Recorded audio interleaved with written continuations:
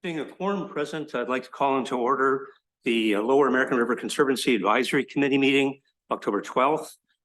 Before we go to the roll call, I'd like to first welcome Morgan Kilgour from Department of Fish and Wildlife, representing the California Natural Resources Agency.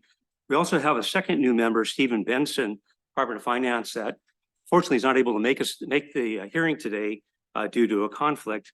Also wanted to introduce Shannon Lucas from Wildlife Conservation Board, who's going to be substituting for Rebecca Friss, and thank Kara and Mary and others for all their work in putting the meeting together. I think it's appropriate now, Mary, to call roll. Thank you. Thank you. Sacramento County Board of Supervisors, Phil Cerna. Here. Rich Desmond. Patrick Hume. City of Sacramento, Karina Talamantes. Nicole Keeler. Here. City of Rancho Cordova, Donald Terry. State Representatives Morgan Kilgour. Here. Stephen Benson. Jennifer Lucchesi. Here. Three members of the public at large, Stephen Green, Here. Corey Brown, Here. Cassie Gilson. Here. Right, gives us 7 members, which is a quorum for our meeting. First, want to welcome all the members of the public to our meeting today. And I think we have a very good agenda. We have a couple, 3 items to approve or not approve to consider, as well as a presentation from the American River Parkway Foundation about the Fire Safe Councils and some very helpful updates and a preview of our next tour that Kara Allen has been working on from WCB staff. When we go to our first order of business are going to be public comments. Since we have 2 items on the agenda, the Sutter's Landing Park project and the Rossmore Bar project, for those who are wanting to make comments on those projects, we're going to take those in the order of those particular projects. But if there's anybody who has any public comments that they want to make that aren't relative to items on the agenda, please come forward to the dais, to the podium and speak. Anybody who would like to make public comments not related to the agenda items? Steve? Yes. And then we'll have opportunity for comments from the committee advisory members, but go ahead, Steve. There is a measure working through the legislature that would put a bond issue on the March ballot. And Assembly Member Kevin McCarty has put $30 million in that bond, that measure for the American River. Just wanted you to know. So we'll be working to get that passed, assuming it makes the ballot. And Mr. Green is referring to AB 1567 by Eduardo Garcia that was approved by the Assembly, now sits in the Senate. There's another measure, SB 867 by Senator Allen, that is approved by the Senate, is now in the Assembly. And those measures, one of them could end up on the November ballot. But any actions we take are as individuals or as separate organizations, not as LARC advisory committee. But that's a good informational item. Each of those measures also include $1 billion for Wildlife Conservation Board, which is our host agency. And those funds could also be applied to Lower American River projects. Okay, let's. If there's any online. Oh, are there anybody online that would like to make a public comment not related to the agenda items? There are no raised hands. Thank you. Great, thank you. Let's proceed to review and prioritization of the Lower American River Conservancy program proposals. It's a PDF that will be on the screen momentarily if it's not already on the screen. Kara Allen for a presentation about these proposals and discussion about the 2023 recommendation table. Thank you, Corey, and good morning, everyone. So our first action item today is item 1A, and this is our first proposal for review that was submitted by the, welcome, Karina, that was submitted by the City of Sacramento for the Sutter's Landing Regional Park ADA River Access Trail Planning Project. The city is requesting $950,000 and would be contributing $50,000 to the proposed planning work. Next slide, please. This project will support public access opportunities at Sutter's Landing Regional Park that is located in downtown Sacramento and is immediately adjacent to the parkway, as seen in the top map where I've outlined Sutter's Landing in red. Sutter's Landing is situated along the lower reach of the parkway and is on the south side of the river. There is a federal levee that marks the northern edge of Sutter's Landing, and on the other side of that levee is a narrow band of riverbank and riparian habitat that is part of the American River Parkway and owned and managed by the county as part of the Parkway's Wood Lake Plan area. The proposed planning work will be for a capital improvement on county land, which I have labeled with the yellow star on the bottom picture. And the project area is within a severely disadvantaged community, and this stretch of the river is frequented by beachgoers and has been impacted by legacy homeless encampments and social trails. Next slide, please. So the need for this project was realized when the city completed a survey earlier this year for their Parks Plan 2040 that showed that according to Sacramento residents with disabilities, the city is failing them in providing accessible parks and recreation programs. Also, there has been a recent public investment supported by our local legislators in bringing a new concession stand to Sutter's Landing. That will offer non-motorized watercraft rentals for use on the American River, with the Sutter's Landing Beach being the intended launch area for these rentals. These recent developments amplify the need for an accessible trail to the river's edge at Sutter's Landing and a formal place for users to launch kayaks and paddleboards from. Additionally, the riparian habitat at Sutter's Landing Beach has been impacted by the creation and use of social trails and homeless encampments that over time have removed the habitat's understory vegetation. The top picture was taken standing on top of the federal levee, looking down towards the river, and the bottom picture was taken from Sutter's Landing Beach. Next slide. So the goal of the planning work is to design a capital improvement project that supports public investments and the needs of the community by expanding equitable access to the American River waterfront, enhancing wildlife habitat while also reducing habitat degradation, providing new educational material, and supporting community service events such as river cleanups and educational programming. Both of these pictures show areas where the understory has been cleared from an otherwise intact native riparian habitat due to social trail use and homeless encampments. Next slide. So to design a project that addresses all these needs, the city will complete a feasibility study that includes a series of surveys and investigations to understand where and how an ADA trail and launching area can be permitted and constructed within the designated floodway and be consistent with local plans such as the American River Parkway Plan and the Master Plan for Sutter's Landing Park.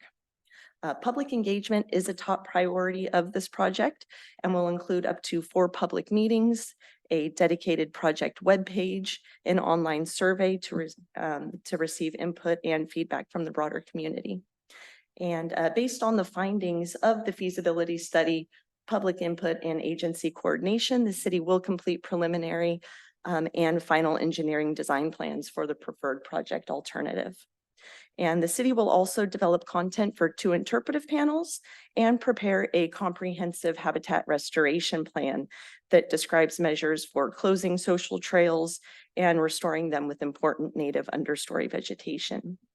Environmental review will be completed under CEQA, and the city will submit construction permit applications for the design project. And the top picture here shows the steep bank on the federal levee that an ADA trail must descend to get down to the river.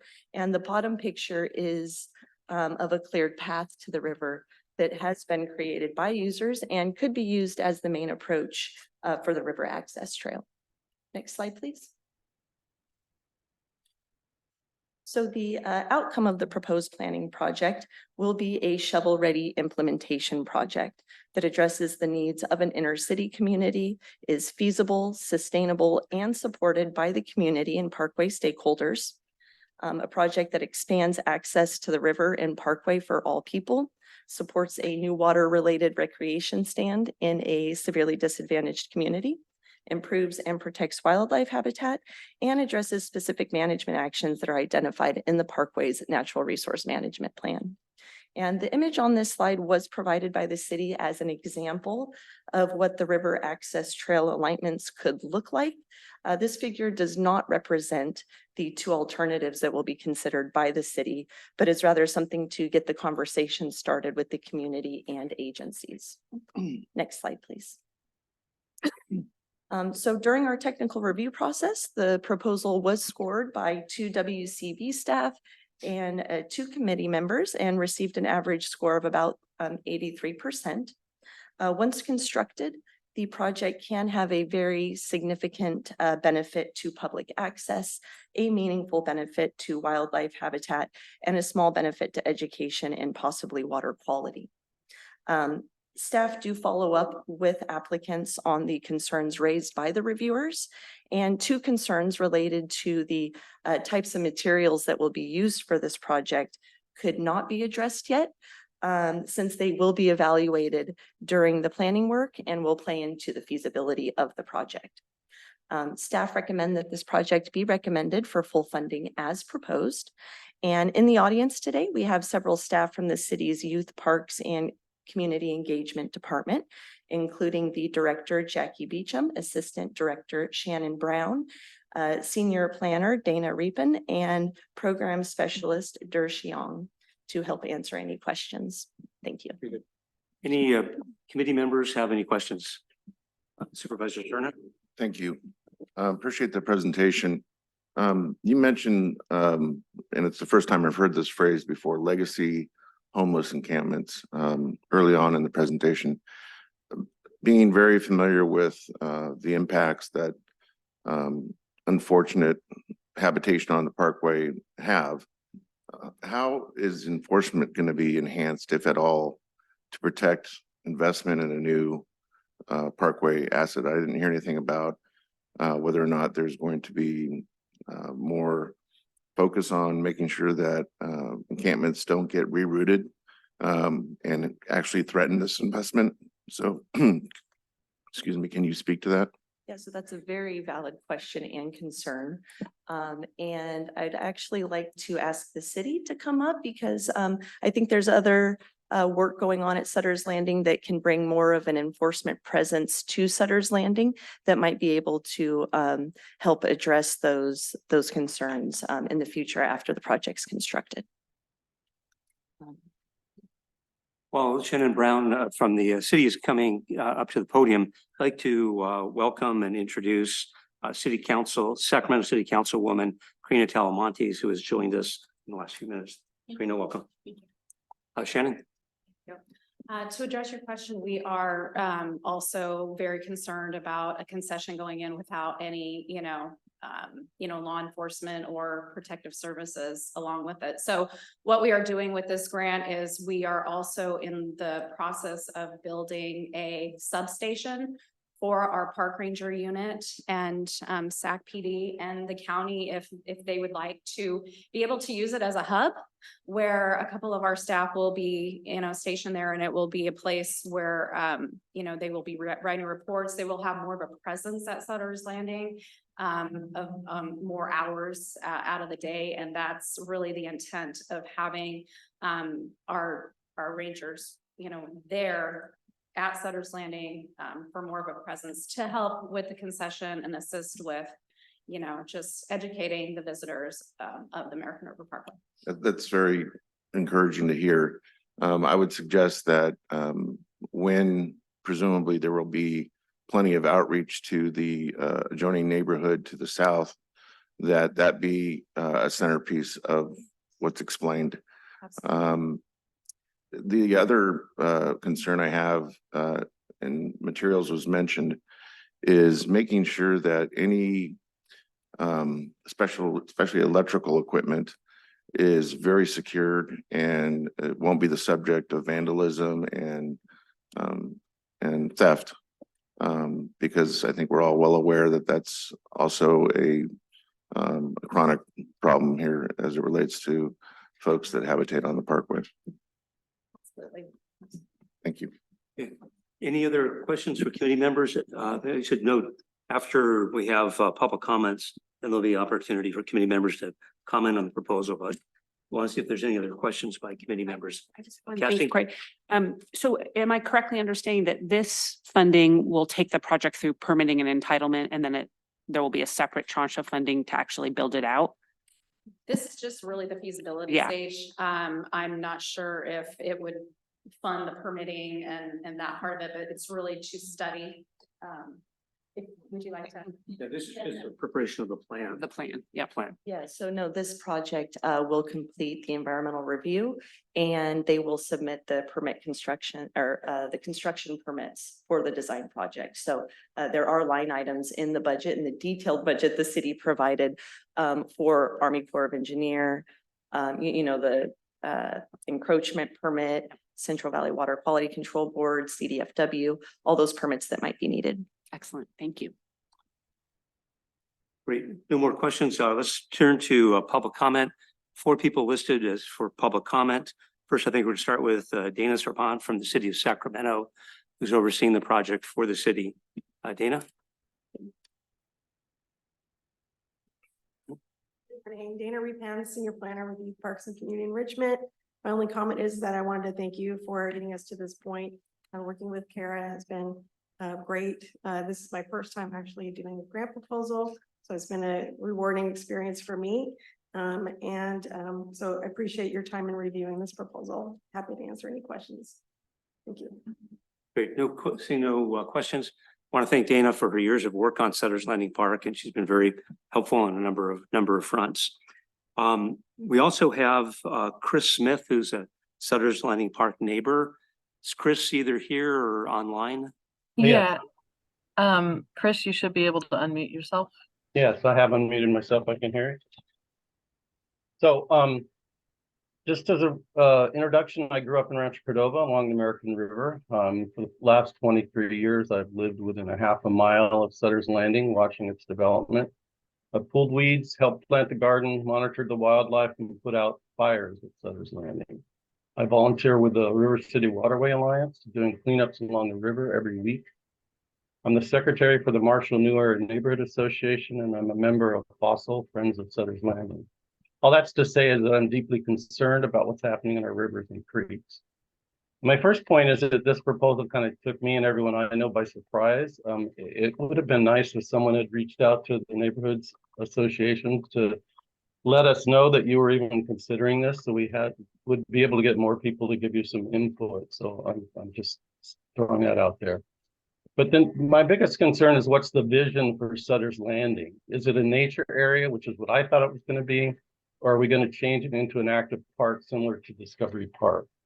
What's the long-term vision for this area? You know, I've seen the wildlife leaving the area due to people cutting new trails, loud music, partying on the beach. And I like the goals that you have stated in this proposal, but one of the things that we've sort of just gone past is to say that this concession stand is a good idea. I don't know that it is. And if the ADA ramp is tied to this concession stand as being one of the reasons it's there, so we can get people down to the river, more people are going to be coming down there, more access. You know, just what is the vision for Sutter's Landing? I don't know much about the government process, but spending $423,000 for a feasibility study just seems like a lot of money to me, especially in a parkway where we could use that money in Sutter's Landing for other projects. And finally, the area where the ADA trail and boat launch are proposed regularly floods. I've seen water levels there that would wash out anything but a paved trail, and even that could be damaged by logs washing down the road. So what do you have proposed for continued maintenance of the area? So thank you again. I support the project goals. I just can't support the expenditure without further input from the stakeholders. Thank you. Thank you, Chris. We also have Dan Meyer. Is Dan here or online? Yes. Dan, you should be able to unmute yourself. Yes, this is Dan Meyer. First, I want to express my appreciation for all the excellent projects that the advisory committee and WCP have been supporting on the Lower American River. However, I am speaking in opposition to this current funding proposal at Sutter's Landing. While I think the project has some good positive intent, I don't think it serves to address the current pressing needs at Sutter's Landing and will in fact aggravate many of the existing problems. While I'm not speaking for Friends of Sutter's Landing, Fossil, I will speak to my experiences at Sutter's Landing as a volunteer for Fossil. For the past year, I visited Sutter's Landing once a week to take care of a Fossil installed native plant garden, to organize removal of invasive weeds, and to do other Fossil activities, including litter removal. Currently, Sutter's Landing is very successful in attracting a very diverse crowd of visitors. And for much of the year, the narrow beach at Sutter's Landing is already at or beyond capacity. The current focus should now be on maintaining and improving existing infrastructure at Sutter's Regional Park within and adjacent to the river access parking lot, and also to provide needed services within the parkway to address trash, illegal camping, illegal fires, barbecues, amplified music, habitat destruction, invasive plant control, and other issues. I certainly welcome more park ranger presence, including patrols of this section of the river. It doesn't make sense to plan for new facilities at Sutter's Landing that will require significant additional planning and construction funding and indefinite ongoing maintenance to support a potential watercraft concessionaire that likely will not materialize as a viable business at Sutter's Landing. I do support future river access planning as part of an overall city master planning for Sutter's Regional Park and in close coordination with county planning for Sutter's Landing. I do not support this standalone proposal for access planning. If there is advisory committee support to move forward on this project, I recommend an off-ramp option upon completion of the feasibility study in order to decide whether to proceed with the design and environmental phases based on the results of the feasibility study. And I thank you very much for considering my comments. Thank you, Dan, for very helpful comments. Also want to recognize that we did receive a couple correspondence of concern. One was from Betsy Whelan from State American River Association. I don't know if Betsy submitted a card or not, speaker card.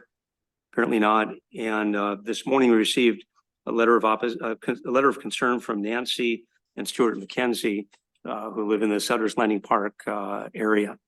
And I think that completes the public comments for the Sutter's Landing Park. There Kara? is one raised hand. Oh, yes. Please come forward. Michelle, you should be able to unmute yourself. I just wanted to point out that as of October 3rd, the northwestern pond turtle, which is the turtle which is on the Lower American River, is proposed for listing as threatened under the Endangered Species Act. I don't know what will happen in terms of designation of critical habitat, but things like all these projects doing work in the river, I imagine will need to consider basking sites, nesting sites, impacts to the western pond turtle. So that's just a little bit of information in general for all the future projects on the river. Very good. Any more comments online? Seeing none, please. There are no raised Mr. Cogan. hands. I'm- Here to talk about not this subject, but other comment, I apologize, I missed it. Is there a way that something that can come? Once we get through the main part of the agenda, we'll come back to you. Great. Sure. Diana?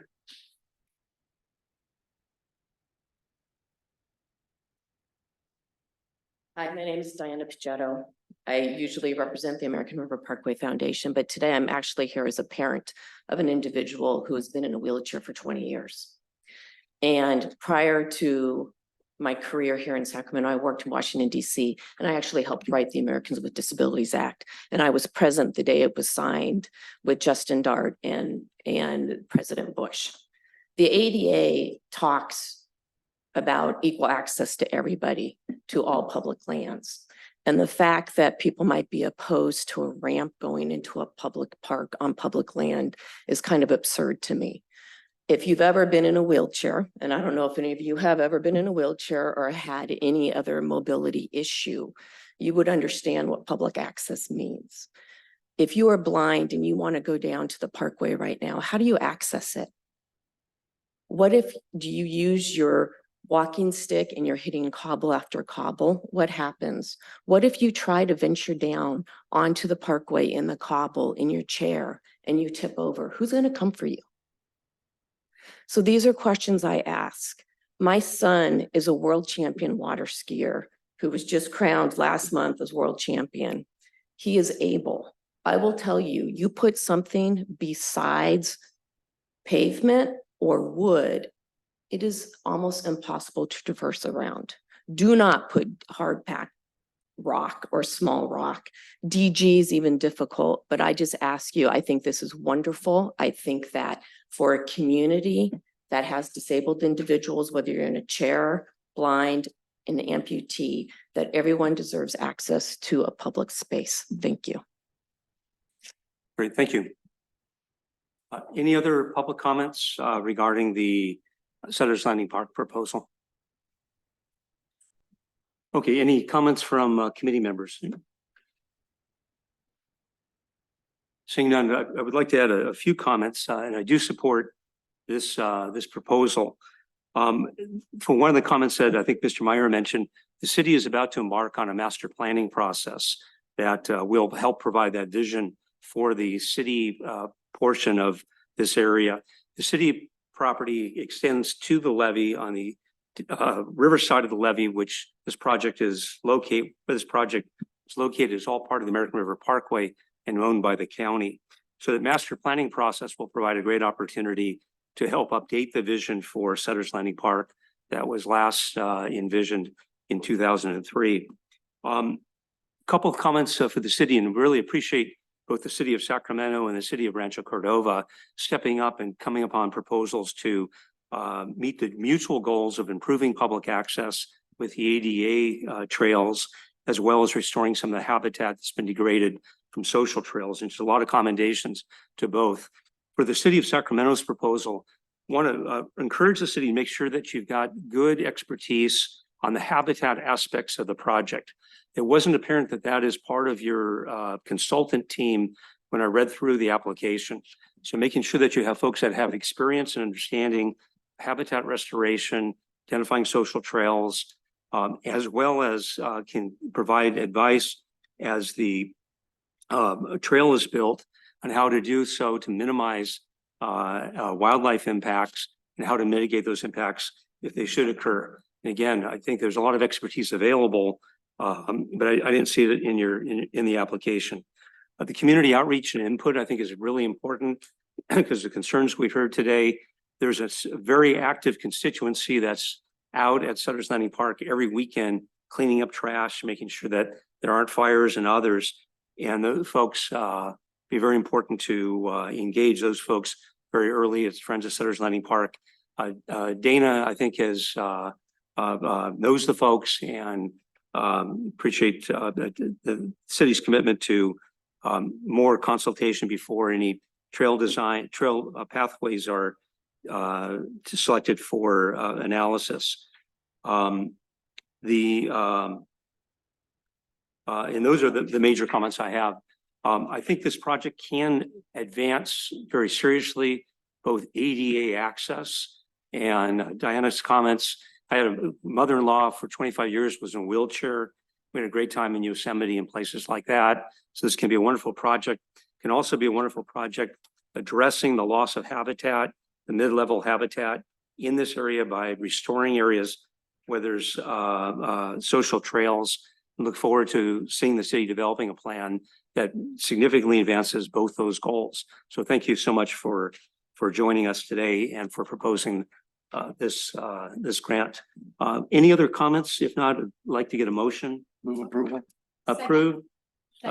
Approved by Supervisor Cerna, seconded by Councilmember Talamontes. Mary, please call the roll. Bill Cerna, Aye. Patrick Hume, Karina Talamontes, Yes. Nicole Killer, Yes. Morgan Kilgore, Yes. Jennifer Lucchesi, Yes. Stephen Green, Yes. Corey Brown, Yes. Cassie Gilson. Yes. Motion is passed. Congratulations. Carol will be working with you on the as she prepares to take this to the WCB board for approval in November. Okay, the second project we have to consider is a Rossmore Bar trail enhancement planning project that also includes the two elements of an ADA trail as well as removal of social trails and habitat restoration. And again, thank you to the city of Rancho Cordova for bringing that proposal to us. Okay, so item 1B is our second new proposal for review today. This was submitted by the city of Rancho Cordova for the Rossmore Bar Trails Enhancements Planning Project. The city is requesting $597,000 and would be contributing $78,000 towards the proposed planning work. Next slide, please. Rossmore Bar is approximately 545 acres of urban space that is entirely within the American River Parkway and abuts a disadvantaged community that's part of the city of Rancho Cordova. The project area is just upstream from the River Bend area of the parkway and across the river from Ansel Hoffman Park, where we have invested program funds in both these areas towards projects that expand public access opportunities, enhance educational resources, and improve fish and wildlife habitat. A few resources that make Rossmore Bar unique are that it has a rich mining history that can still be seen on the landscape. It hosts some locally rare plants, and it has a longstanding butterfly monitoring transect that was established by UC Davis and has been monitored for over 40 years. This area is popular among trail runners and hikers due to its sheer size and diverse terrain. Next slide, please. So the need for this project came about when SACFIT, a local running group, contributed data that showed over 10.5 miles of social trails that cross Rossmore Bar and that present safety concerns, degrade habitat, and are not accessible to people with limited mobility. Field reconnaissance completed by the city also documented high fuel loads that increase fire risk, that reduce the quality of habitat even more than the social trails, and prohibit the natural recruitment of beneficial plants for people, wildlife, and pollinators.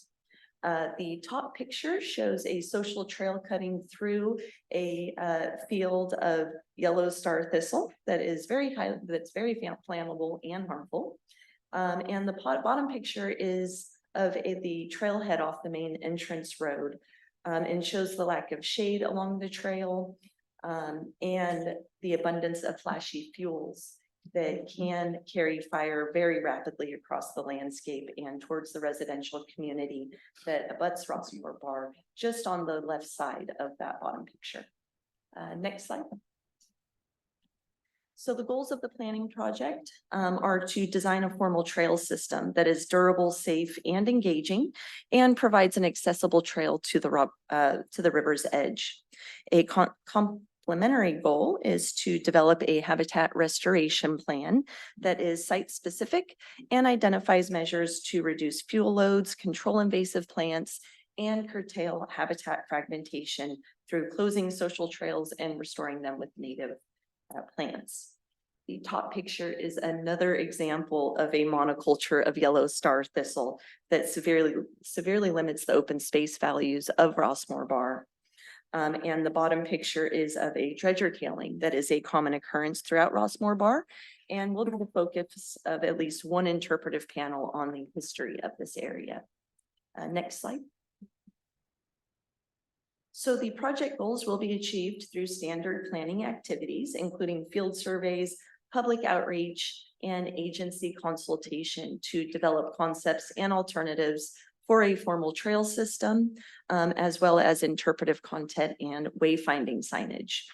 Local experts will be engaged when developing the site-specific habitat restoration plan, and the city will host 2 community meetings and prepare an online survey to receive input from the broader community.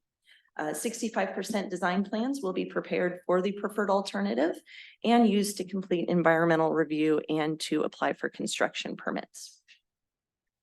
The bottom map is the GIS data that was submitted by SACFIT that illustrates the degree of social trails that cut through Rossmore Bar. And the top picture is the location where many of these social trails meet at the river's edge and where a future accessible trail might lead to. Next slide. So like the Sutter's Landing proposal, this project will lead to a shovel-ready project that improves public access within the parkway and expands access to the river through a durable and equitable trail system. Local tribes will be consulted so they can influence the planting plan at Rossmore Bar and the stories that are told about this place through the designed interpretive panels. The habitat restoration plan will prescribe measures for permanently closing social trails, removing fuel loads and controlling invasive plants, and revegetating Rossmore Bar with culturally significant plants and other native plants that can thrive in a changing climate and also mitigate the effects of climate change on both people and wildlife. The top picture was taken from the Cobley Riverbank at Rossmore Bar, and the bottom picture gives you an idea of the area's vast open space and the opportunities for restoring this area to native wildlife habitat. Next slide. So this proposal scored well with an average score just above 80%. Once constructed, the design project can provide a very significant benefit to the parkway's public access resources, a meaningful benefit to education and habitat, and a little to no benefit to water quality. The applicant did provide an adequate response to all the reviewers' questions and comments, and staff do recommend that this project be recommended for full funding as proposed. And in the audience today, we have staff from the City of Rancho Cordova's Public Works Department, including the Director Albert Stryker, Principal Civil Engineer Edgar Medina, and Assistant Engineer Jesse Yavis to help answer any questions. Thank you. Very good. Thank you, Kara. We have 3 people that are signed up to speak amongst potentially others. I'd like to recognize Albert Stryker, Director of Public Works, the City of Rancho Cordova that Kara just mentioned. Albert?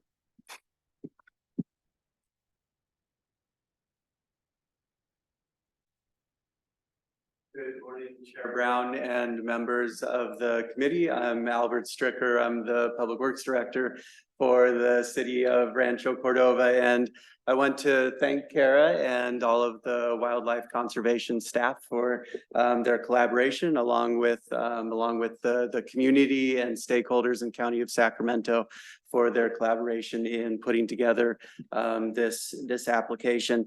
We believe that the American River is truly a gem in this entire region, and we're very proud to have 6.5 miles of frontage along the American River in the city of Rancho Cordova.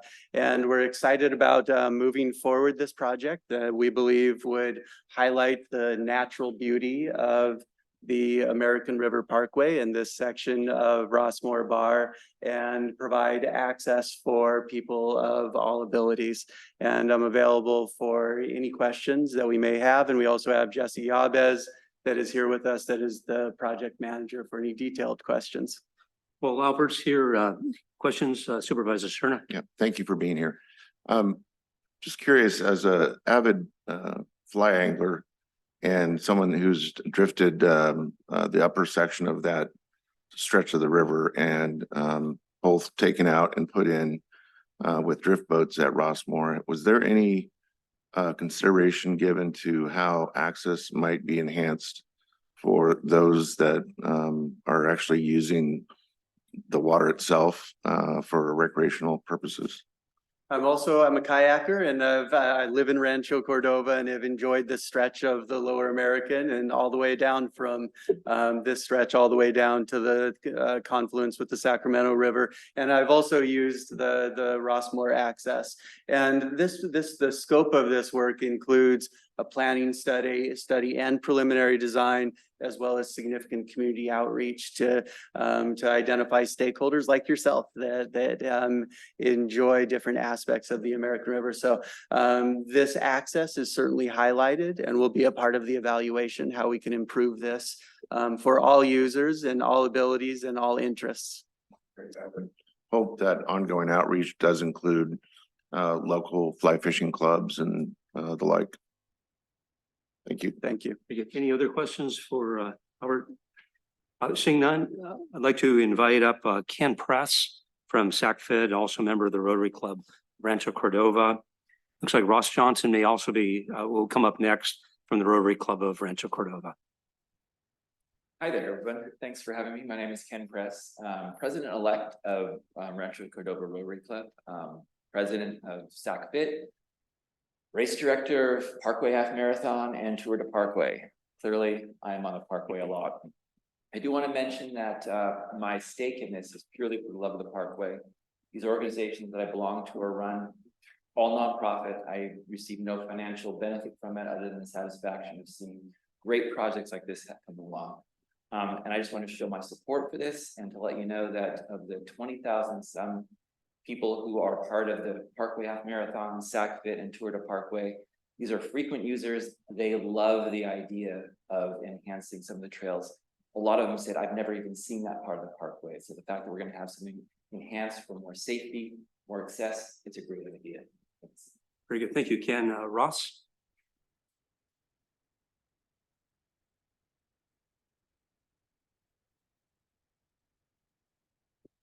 Good morning, Chair. I'm Ross Johnson, President of Rotary Club in 95 and 96, in 22 and 23. Our family has been on the American River since 57 when we started at Rancho Cordova, so we very much know that section. What I wanted to highlight today was the Rotary clubs in this area have done a lot to improve all the habitat areas with closures of the bases and stuff like that. This particular Rossmore Bar is the largest habitat area south of the American River in the Parkway. Lots of animals are out there, lots of plants are out there. It serves as a wonderful buffer if you go east from, let's say, Cordova High School and Cordova Park Recreation District up to the St. Patrick. That's all habitat area. This opens up those trails that were already approved in the prior plans. These are existing people that have looked at this, making them accessible to people.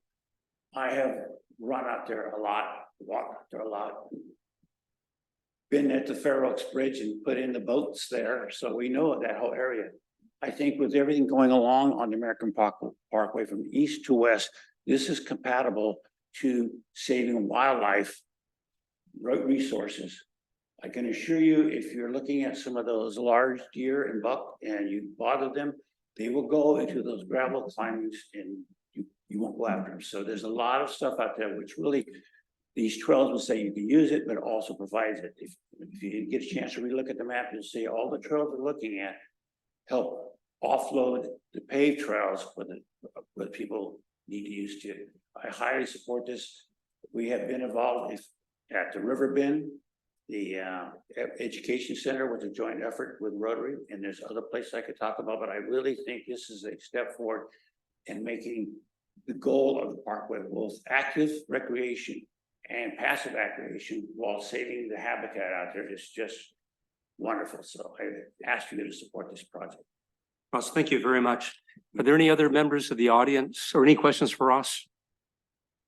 Thank you. Any members of the audience want to testify on this issue? There are no raised hands. Oh, sorry, there is one raised hand. Chris Please. Smith, you should be able to unmute yourself. Great, thank you for letting me talk. I just, as I mentioned in the prior proposal, that I grew up in Rancho Cordova, spent a lot of time in this area. I love that part of the parkway.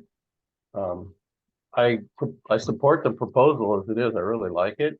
I just want to comment on the ADA access that was mentioned at the Sutter's Landing. And I'm not against ADA access. I think that's an important part of getting people to the river and enjoying the nature that's out there. But doesn't this seem like a better place for ADA access than trying to get people down a ramp in Sutter's Landing to a beach that gets flooded every year? So I just wanted to point that out, that when you're planning process for access for the public, put an ADA part of it into the plan. Thank you. Great, thank you. Tom? Thank you. Good morning, Chairman. I'm Tom DeLeone. I'm a volunteer with Friends of Sutter's Landing and also with Friends of the River, and an avid canoeist and regular paddler of the river. I recognize that this is a proposal and a study for a future project. Biggest concerns that the people that I represent and for myself is that we have the money to maintain all of the high dollar work that's going to go into these two projects. It's terrific that we're looking at repairing so many of these social or voluntary trails. There's a lot of habitat loss to that, as well as removing big blocks of invasive plant species. However, removing star thistle, for example, is not an easy project. It's a 7-year commitment. 7-year seed bank. That means that we have to have money set aside, not just for capital improvements, but also for operations. Congress routinely talks about and cities about unfunded mandates. Well, I think the parkway is subject to the same issues.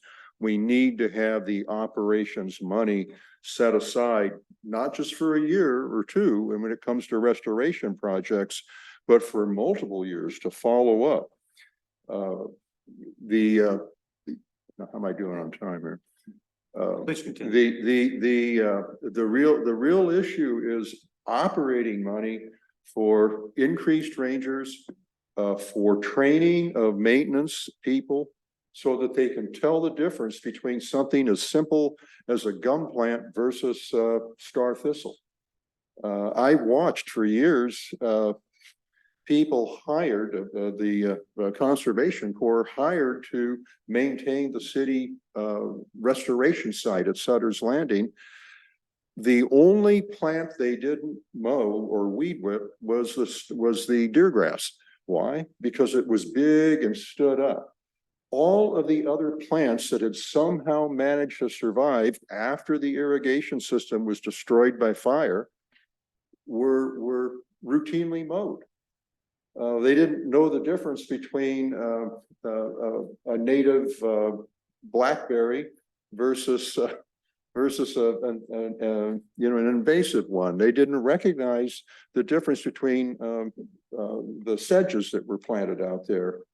So there's a great deal of training and follow-up that has to go into any of these restoration or mitigation sites that we're putting in. And I think I'll close with that. It's critical to set aside the money for follow-up maintenance. If we don't have it, it'll be a sadness. It will. Thank you. Sure. You mentioned an interest in more rangers. I want to personally invite you to Sacramento County's budget hearings next June. As Liz Bellis, who's seated right behind you, can attest, for the last 13 years, I and others on that board have been advocating very forcefully for an increase, addition and more resources for our ranger force, because I completely agree with you. We need to have a ranger force that is not just about encampment enforcement, but is actually doing the job of a sworn individual, but also someone that can help with interpretive services in terms of the flora and fauna of the parkway.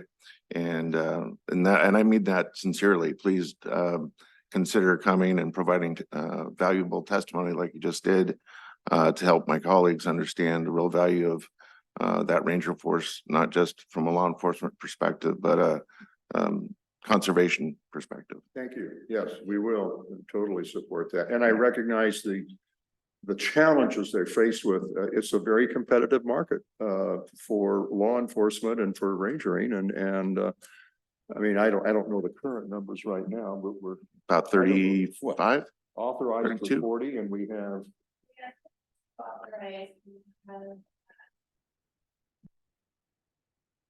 currently have about, I believe, 6 vacancies. It might be 5. We have 42 authorized positions for our ranger force. And we're actually in the process of interviewing several candidates for our academy.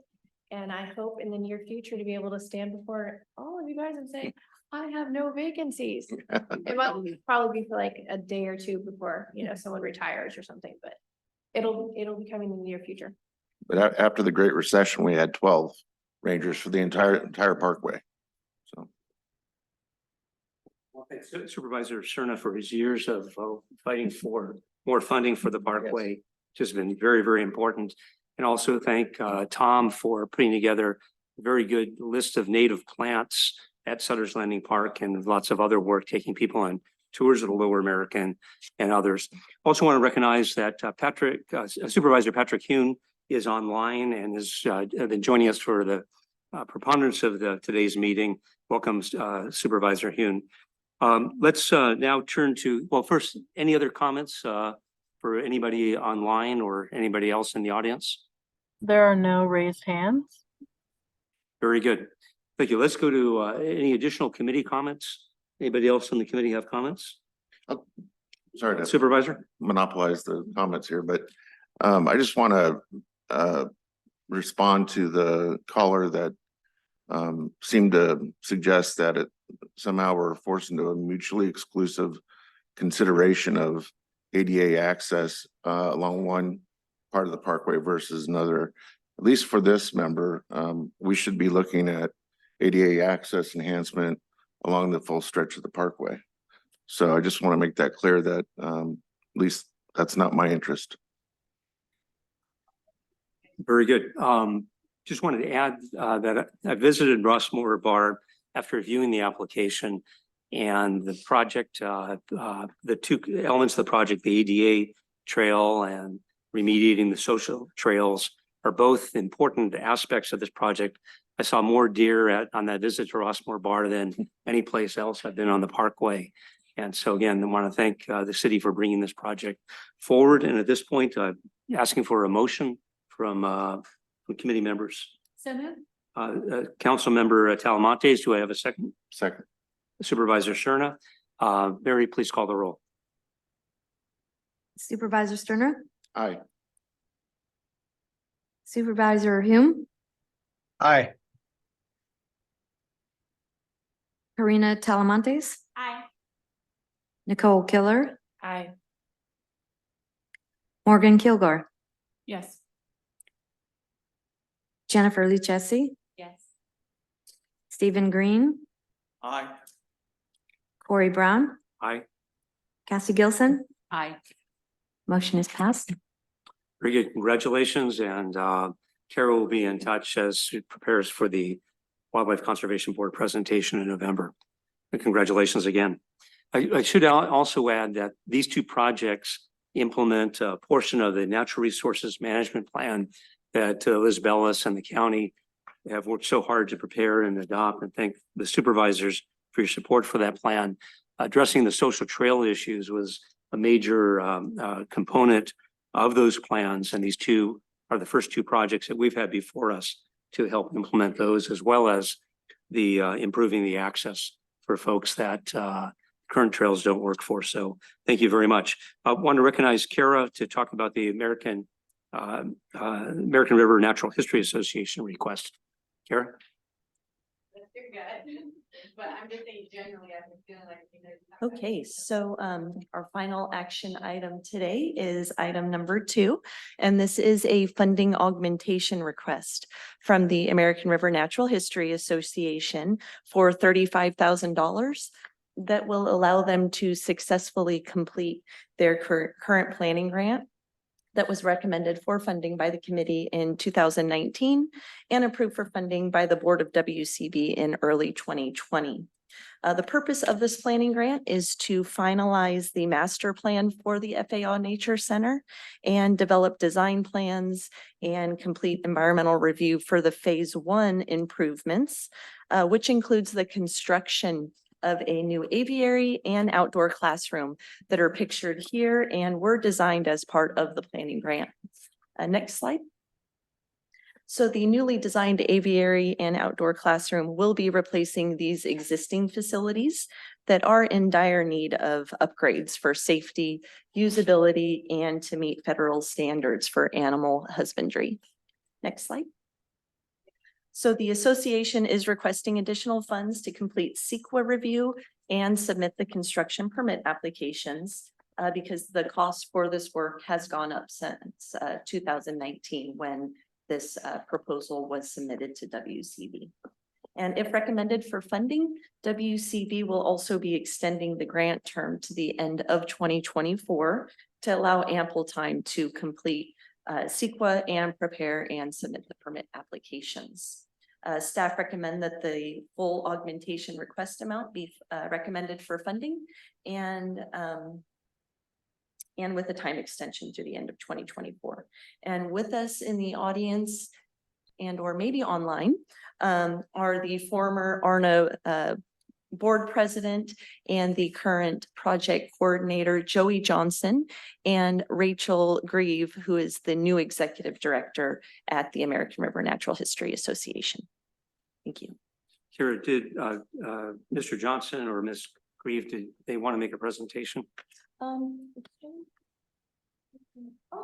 Joey, come on up. If you wanted to. I just want to,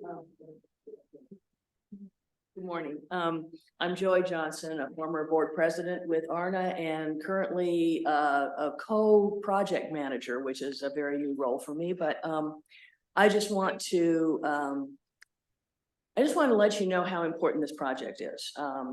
Our facilities were built in 1976, and the facilities that house our animal ambassadors are very rustic, shall we say. And this project will bring us into put a beautiful and yet efficient housing for these ambassadors. And I don't know if you visited the FAO Nature Center, but our animal ambassadors are the key and the draw of what we do. And this extension or this augmentation to our funding will allow us to fully complete the CEQA process, which we are in at the moment, and then therefore go for the building permits that we need to bring the project ready to go. So I hope that you are willing to support us in this. Thank you. Thank you, Joey. Any questions for Joey while she's up? Joey, I do have a question. Joey? Oh. When we approved the $112,000, ARNA representatives and I very much support the project. My daughter's gone through education programs there, and it's just an excellent facility program. There was discussion that some of the for the construction, at least some of the money was going to be privately raised. And can you give us an update on how the fundraising has gone on the construction side? Well, we did have a very generous donor promise us $100,000 for building an aviary primarily in honor of their son, who was an ornithologist and passed. We are also in the process of planning further fundraising activities, partially in the form of a capital campaign. And then we will be pursuing other grant opportunities to supplement that. Our intent is to fully fund the construction and a little bit more for maintenance and for any of those surprises that come along with any construction project. Very good. Well, thank you for the excellent programs and facility. This will be a great addition. So thank you very much. Thank you. Any other public comments? Comments, questions? Oh, go ahead. There are no raised hands. Okay. No raised hands. Very good. Any comments, questions from committee members? Okay, welcome a motion. So moved. Stephen Green, move, second. Second. Cassie Gilson, seconds. Mary, please call the roll. Supervisor Serna, Aye. Supervisor Hume, Aye. Karina Talamontes, Here. Nicole Keeler, Aye. Morgan Kilgore, Aye. Jennifer Lucchesi, Yes. Stephen Green, Aye. Corey Brown, Aye. Cassie Gilson. Aye. Motion is passed. Very good. Congratulations. We've approved for recommendation, positive recommendation to Wildlife Conservation Board to fund these three projects. Did want to advise both the city of Rancho Cordova, city of Sacramento, as you prepare your plans on the comments on maintenance, maintaining the projects is going to be important, and encourage you to include provisions within the plans that discuss maintenance, long-term maintenance of the project, so that we know that we'll get the long-term benefit. Given we're using bond funding that taxpayers will pay back for 40 years, having that long-term maintenance is going to be very important. And again, congratulations to all three applicants, and look forward to November WCB board meeting. Want to introduce again Shannon Lucas from WCB. We'll talk about the informational items that are provided in written form. Thanks, Corey. So as you all saw in the agenda packet, there is a list of projects that have been funded on the Lower American River. And there's 14 of them, and they're listed in order of when the WCB approved the projects. And you'll also see there's an estimated percent complete. So it shows for each project approximately how much of the project has been completed. And as you can also see, most of these projects are either complete or well underway. Any questions about any of the projects? Seeing no questions? Very good. I did want to mention under the funding summary that staff also included, we started the meeting, we currently have about $3.9 million left of the Proposition 68 funds, 2018 Bond Act. With the three projects that we recommended, we would have about a little bit more than 1.5 million left for future projects. There's also potential of bond funding and other funding that WCB has available, but we still have some money to work with even with these three projects. I also want to mention that for board members, you have great opportunities to see these projects in place. Discovery Park, some of the shelters have been completed. I think Liz will talk about at Soilborn Farms. The parking area has been completed, and very relevant to our next speaker. If you go riding along the parkway, the "Where are we" on the parkway signs, some of which have been installed. I want to congratulate the American River Parkway Foundation and introduce its executive director, Diana Pagetto, to talk about the American River Parkway Fire Safe Council. Fires being a critical issue. Can we talk about the funding summary item number 4 real quick too? Oh, yes. Okay, go ahead. Well, Diana's coming up. Talk about the funding summary. You basically gave the summary that we have about 4 million now, and then within these projects will be about 1.9. I do want to recognize an error. It says for the Prop 68 money, in the packet, it says the funds liquidate June 30th, 2027. They actually liquidate June 30th, 2028. Often these bond acts have a 10-year period of time when you have to spend the funding, otherwise they get reallocated to other types of projects. Legislature often will extend that period of time for specific allocations if requested by an assembly member or state senator. So something to be looking for those who are still around in 2018. So thank you for mentioning that. Okay, let's introduce Diana Pagetto from American River Parkway Foundation, which is one of the critical organizations that have for years been doing restoration projects, interpretation projects, education projects, and so many others. Diana, welcome. Thank you, thank you.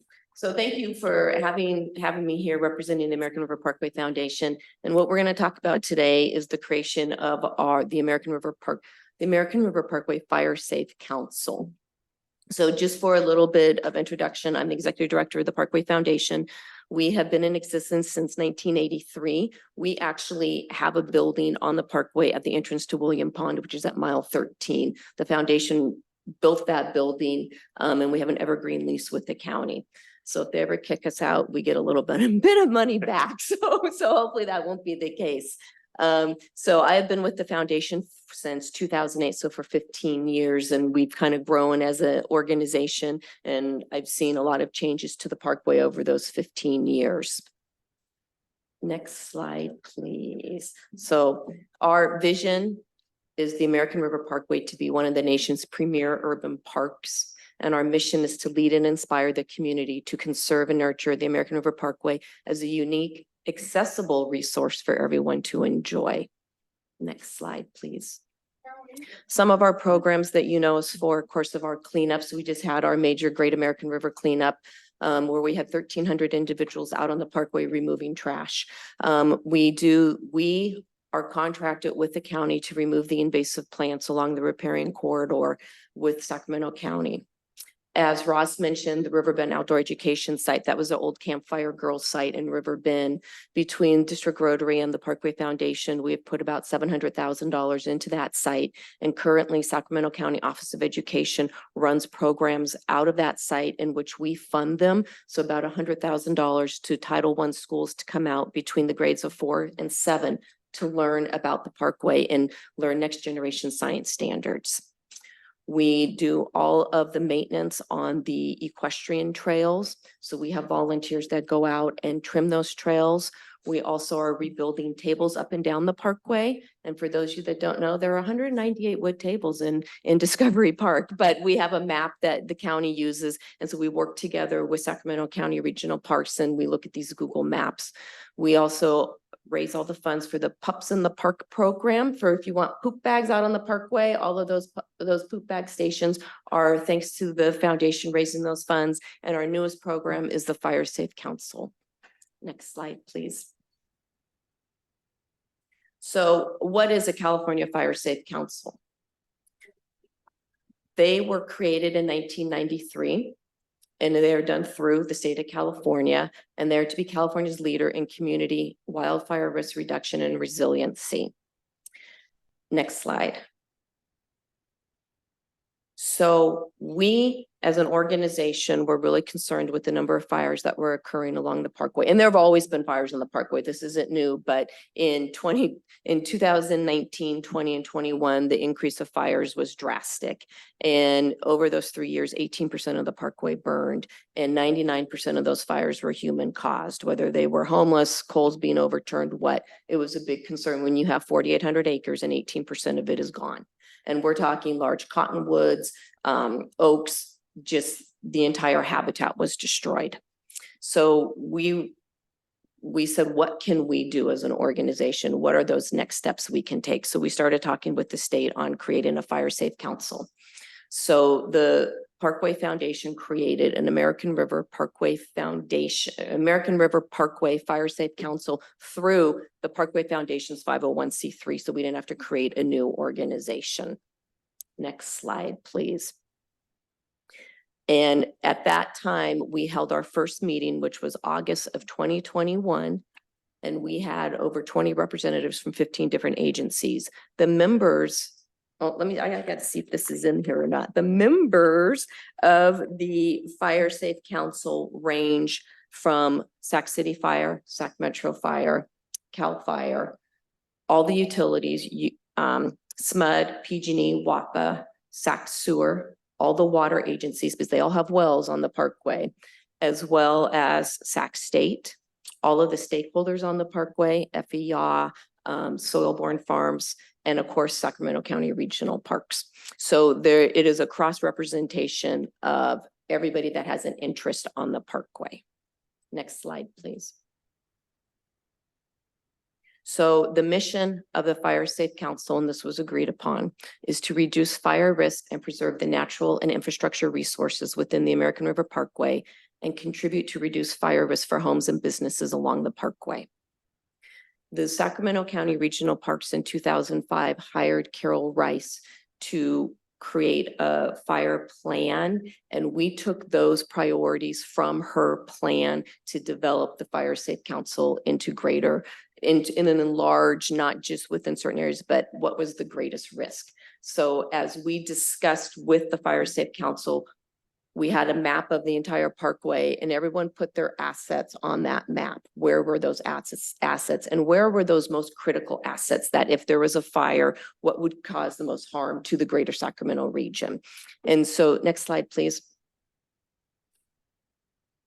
So as we sat down and talked, we decided that the most dire area was the Cal Expo Wood Lake area. And that was where a pilot project was started. And next slide. And we looked at how do we reduce fuel? How do we incorporate integrated vegetation management similar to the utilities?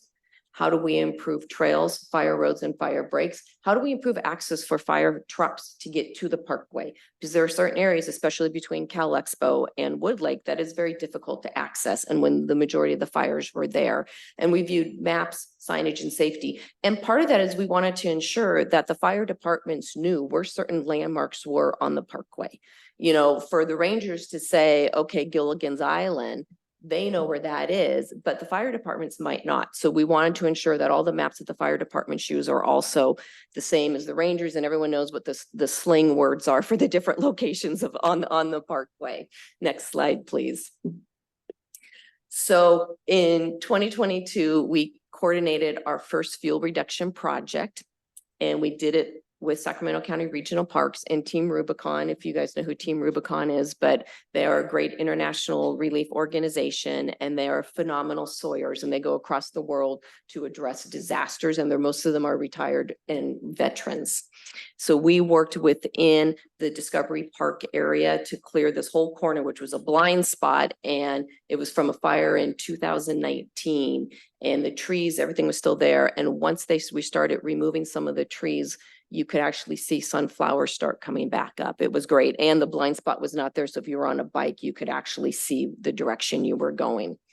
Through this time, we also learned that in order to get funding, not only did you need to have a fire safe council, you needed to have something called a community wildfire protection plan. So as fires were occurring throughout the state of California, there were different parameters that were being set from fire safe councils, from government entities. And so next slide, please. So we actually said, okay, we want to create a community wildfire protection plan, because once we have a community wildfire protection plan, we can go after additional funding to address fire hazards on the parkway. So the American River Parkway Foundation decided that we would fund the community wildfire protection plan. We did not come to WCB. We actually said we're going to fund this because it was very, very core to our mission. And so we hired Deer Creek Resources, and they're based in Chico, and they've done a number of CWPPs. And they are identifying and prioritizing areas for hazardous fuel reduction treatment, recommending different treatment products that you can use, as well as what we need to do, and recommend measures to reduce structural ignitability throughout the at-risk community. We did receive a draft of the CWPP, We are reviewing it and we are going to go back. There's some difference with maps. So in order to do that, how did they create the CWPP? They did LiDAR. They also have a high resolution plane they flew over, not a drone, but it was a plane they flew over. They used maps from SACOG. They use maps from Army Corps. They use maps from SAFCA to look at what are the resources that are there. And so the CWPP incorporates the entire parkway and not 5 miles from the parkway, because that's what a CWPP is to do. So our hope is when the CWPP, after the first draft, we'll share it with regional parks and then it'll go to the Fire Safe Council. And our goal is that it will fulfill the goal 5.2 of the American River Parkway's Natural Resources Management Plan on how to reduce wildfire fuels and hazard fuels in the parkway, so the fires do not occur as they have occurred. So that is where we are, and we're excited to move forward with a full draft, hopefully in the next month, that we've gone through and updated all the maps. Very good. Thank you so much for the presentation and for the work on this. Those of us who use the parkway, it's very sad to see the amount of damage that's been done by fires. Want to see if there's any questions, comments, Supervisor Cerna? Yeah, just a quick question, Diana. You mentioned the various groups that comprise or have representation on the council. Is Union Pacific on that? Yes, Okay, they are. good. I would hope so, since And they they had actually attend. since they had a too. bad trestle fire in 2007. So Yes, UP is on there as well. good, great. Other questions, comments? What did want to mention is that the bond acts that Stephen Green had mentioned at the beginning of the meeting, those bond acts will have major funding for wildfire prevention and response. It may be useful to look at those bond acts to make sure the language works in a way that you could get grants, the county can get grants for wildfire prevention along the parkway. The legislature may also be putting on the ballot a significant housing bond to provide shelter and housing for low-income individuals, as well as to address the state's unhoused crisis. Assemblyman McCarty was able to get $25 million in the budget the previous year to the county to help provide housing for folks that are currently camping in the parkway, which has been a source of a lot of the fires. The housing bond might be another source of funding. 25 million will be helpful, but won't solve the problem. That housing bond, if the language is appropriate, could also be something that you may want to look at to see if that can be helpful for the parkway as well. I would also suggest, if you haven't explored it, and as a former member of the California Air Resources Board, looking at air quality grants too, because obviously when you have fire reduction, you're going to improve the local air quality, especially in the summer months. Right. So. I think that's an excellent point there. And also there may be climate funding available. The UCLA study earlier this year showed that we've put out as much carbon from our wildfires as we have reduced through all of our greenhouse gas reduction efforts. So getting at these wildfires and preventing them, we greatly appreciate your work, and hopefully we'll see more resources to be able to help with implementation of the plan. Would be great. Council Member Talamantes. Just thank you for your leadership on this. I love seeing all the activity that you and your team are doing on social media, and just thank you for being here and joining us. Thank you. Very good. Next, we're going to have informational items. One of our most important. One public comment, a raised hand. Oh, I'm sorry. Public comments, please. Michelle Stevens, you should be able to unmute yourself. Hi, I'm Michelle Stevens from Sac State and have been working on the ecocultural restoration at Bushy Lake, which is funded with great gratitude. And I really appreciate the Fire Council, because Bushy Lake burned to the ground to the water's edge in 2021. I wanted to let you know I am working with tribes from the area who are very interested in traditional fire management. I attended a tribal summit recently, and there's a great interest of the tribes who this is their territory on the Lower American River. putting together a tribal summit on the Lower American River and bringing back traditional fire management and educating the stakeholders about what traditional fire management is. And there's a lot of interest in starting at Bushy Lake and also other areas on the parkway. So I just wanted to notify you that there is a great tribal interest in traditional fire management coming back to the parkway as one mechanism of fire resiliency. Thank you, Dr. Stevens. There is greater interest statewide in using traditional methods to help restore habitat, manage habitat, and reduce fire. Dr. Stevens is working with a team at Sac State to restore the Bushy Lake area. If folks haven't been out to Bushy Lake, highly recommend talking to Dr. Stevens about getting a tour. We did fund some of the research and planning that she's doing for restoration. That area was heavily impacted by a fire a couple of years ago. Dr. Stevens is really bringing up the next generation to help us with the parkway. Any other public comments, questions? There are no raised hands. Very good. Let's move to informational items. One of our regular items on the agenda, very important, is our update from our Regional Parks Director, Liz Bellis. Liz. Good morning, Liz Bellis, Director of Regional Parks. I do have a PowerPoint. Oh, thank you. Next slide, please. I wanted to go over the Wildlife Conservation Board funded projects for Sacramento County. The first one being the Natural Resources Management Plan. As noted, it is 100% complete. It was adopted by our Board of Supervisors in February of this year, and we're very excited that we are starting to implement this. Next slide. The second one is the American River Ranch ADA accessible parking lot. This is for Soilborne Farms, which is a organic farm on the American River Parkway near Hagen Park.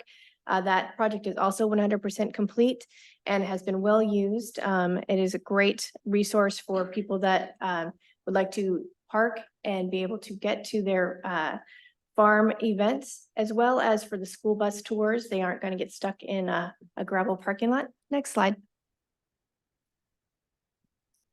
The next one is the Discovery Park picnic shelters, which is 90% complete. In just a second, I'll talk about the last 10% that we're working on.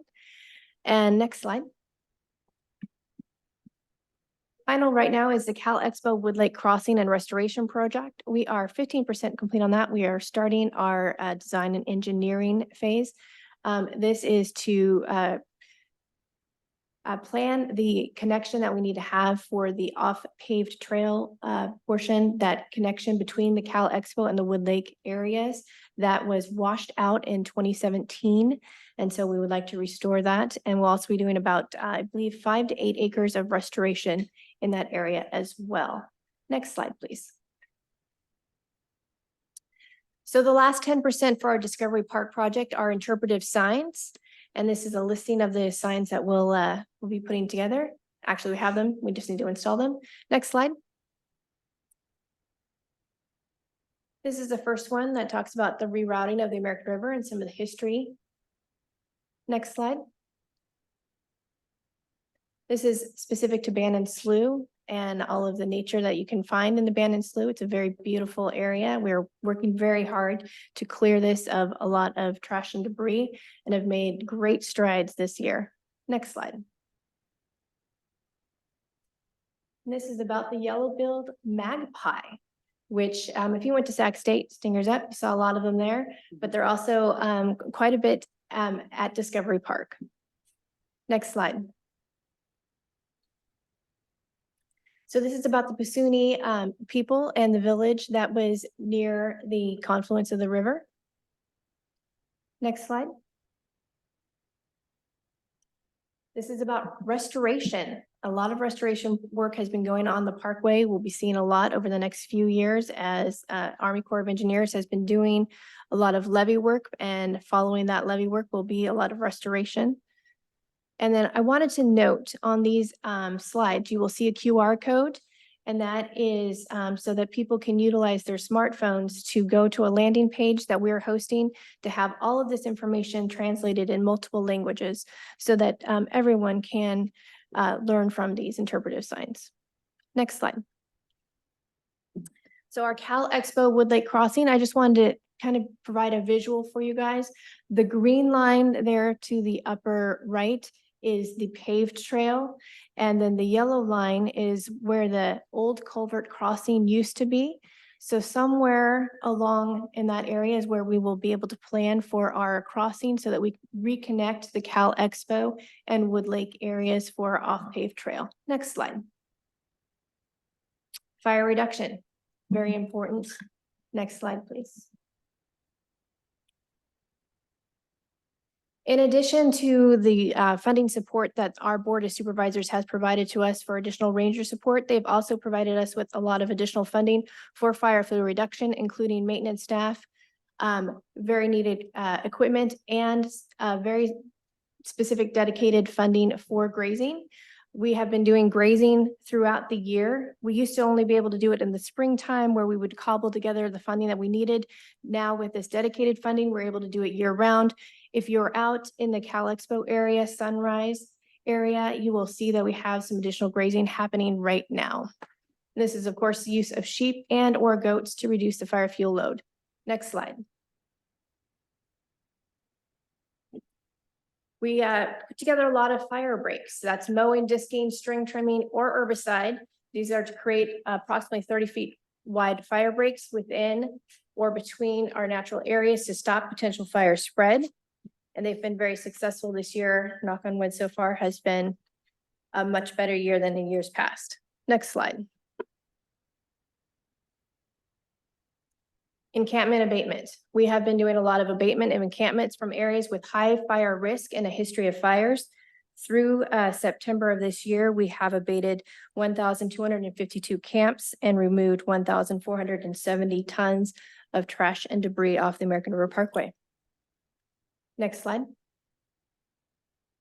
Measure A. Measure A is a funding source for us.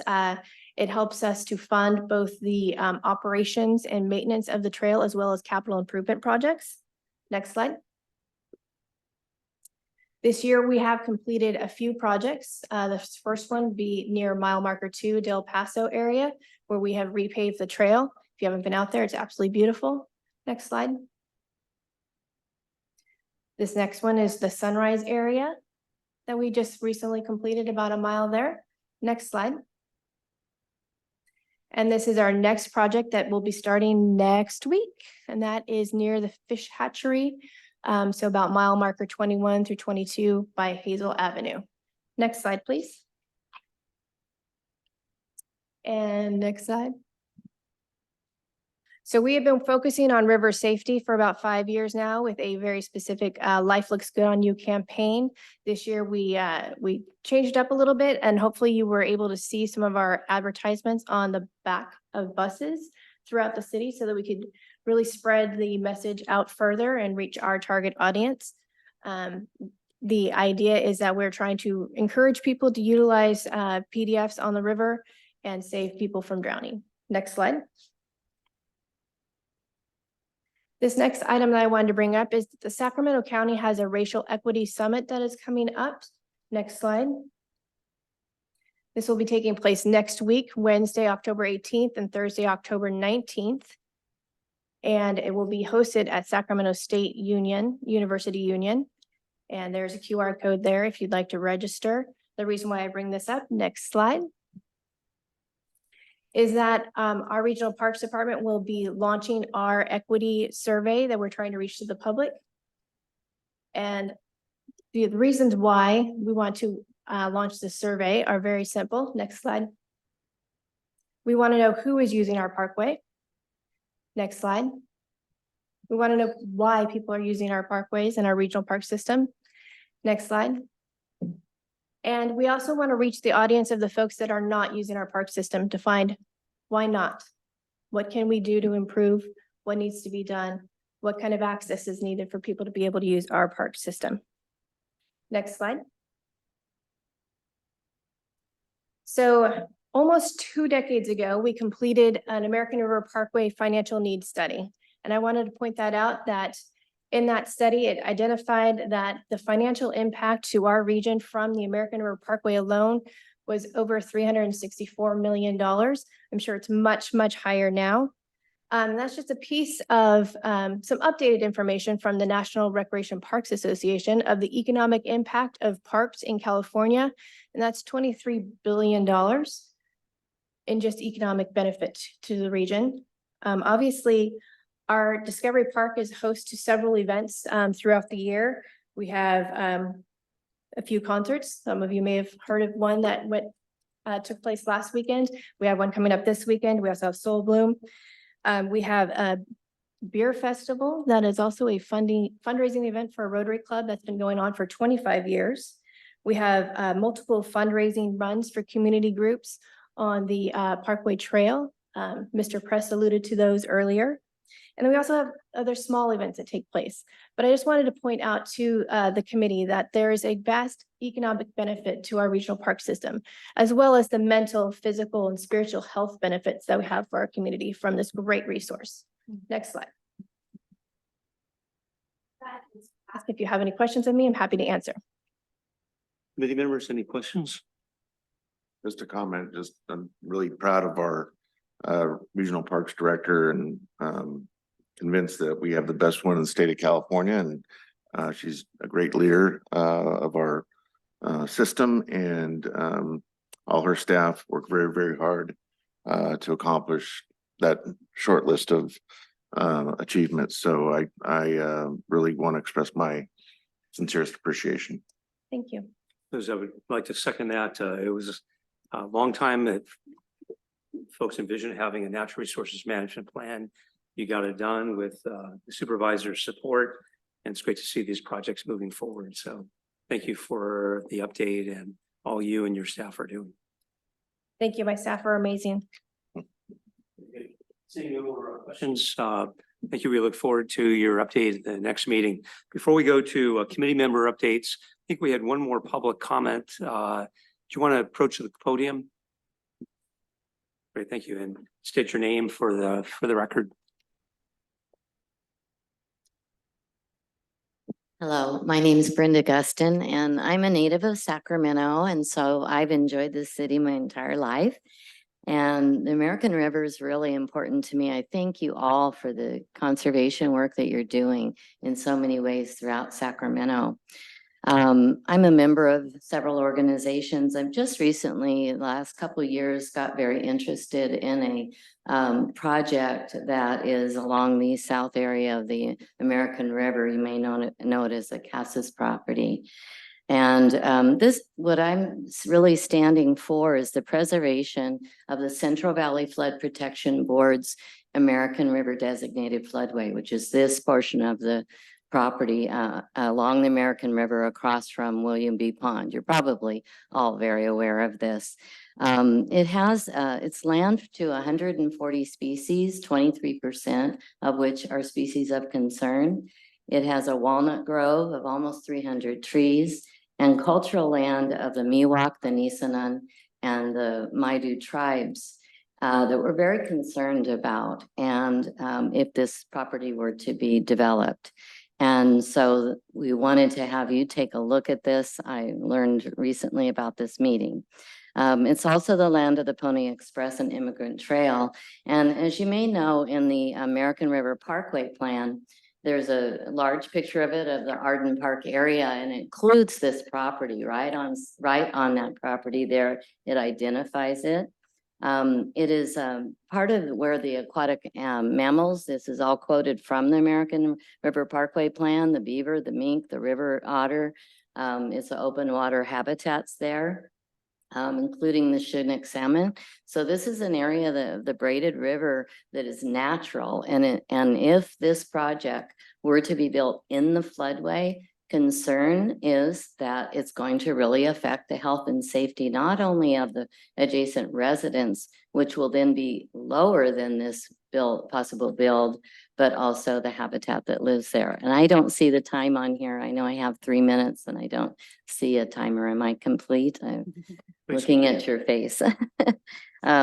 So this also on the south side of the river completes the connectivity of the American River through, there's dedicated easements there for hiking and biking. And so I think I should stop, but because I'm looking at your face. I just wanted to have somebody pay attention to this if you haven't already, and I'd like guidance on what I might be able to do to gain some assistance. Thank you for bringing this up. We have had speakers speak about that project in the past. The Lower American River Conservancy Program, Wildlife Conservation Board, we don't have any regulatory authority. Right. What we do is we just fund projects for restoration, interpretation, public access, habitat preservation. But those issues are have been brought to our attention, and I think there are organizations that are working on this, and there are really decision for the city of Rancho Cordova and some of the other regulatory bodies, but that's something that's outside our germane unless a project is brought to us for funding. Yeah, and that was what I was curious about, because this isn't a designated floodway.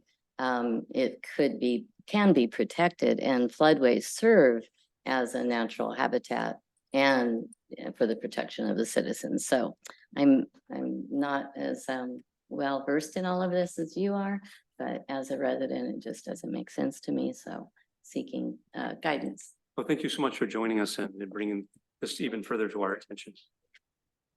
Very good. Let me ask for committee member updates. Any committee member updates?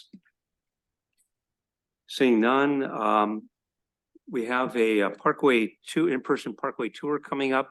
Remember, ask Miss Allen to come back up and talk to us about it.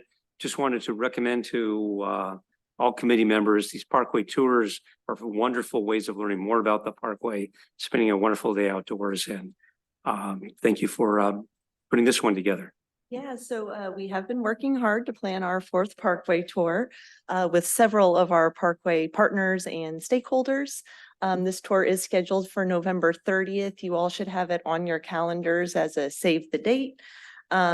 It will begin at 9 a.m. on Thursday, November 30th at the Nimbus Fish Hatchery. And then we will proceed downriver to Sailor Bar and then the Fair Oaks pedestrian bridge.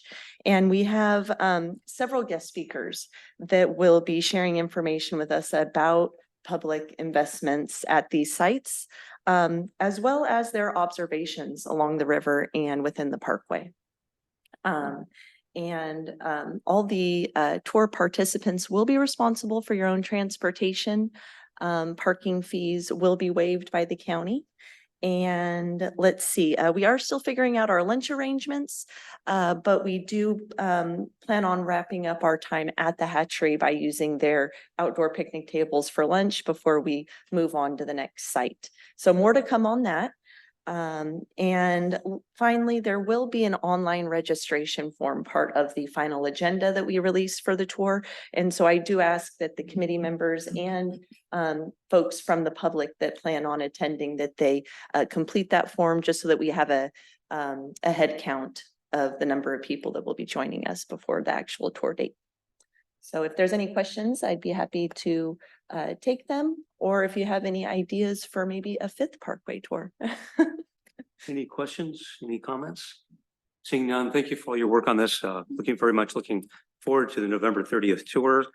I want to recognize Shannon to talk about upcoming advisory committee meeting dates.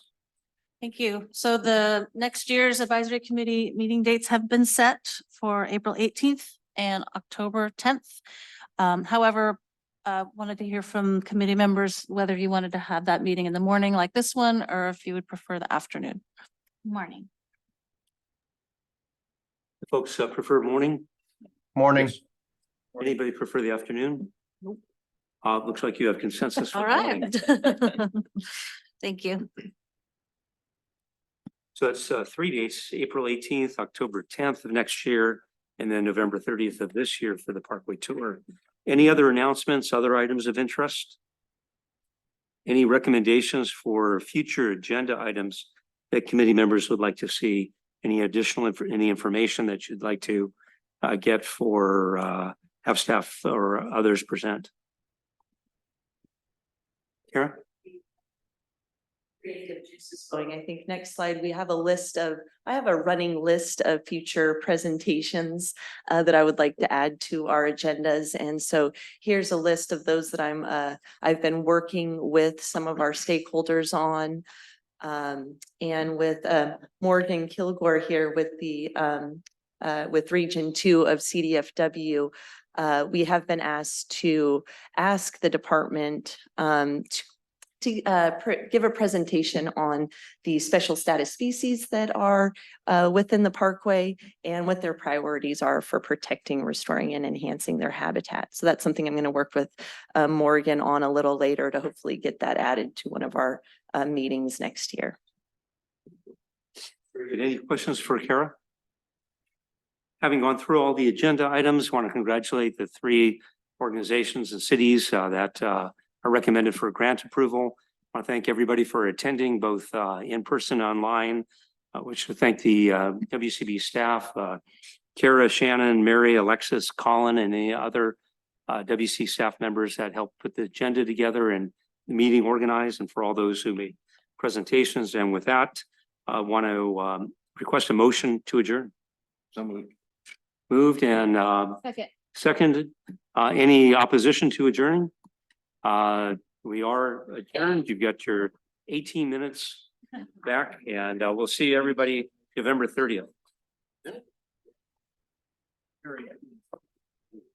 And the mics, I think, are still live. What's that? I think the microphones are still live.